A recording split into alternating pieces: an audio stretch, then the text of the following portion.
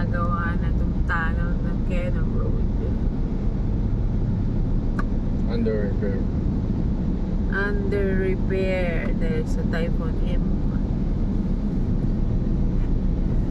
Ang lilit naman ng mga solar nito. Under repair dito sa poor design.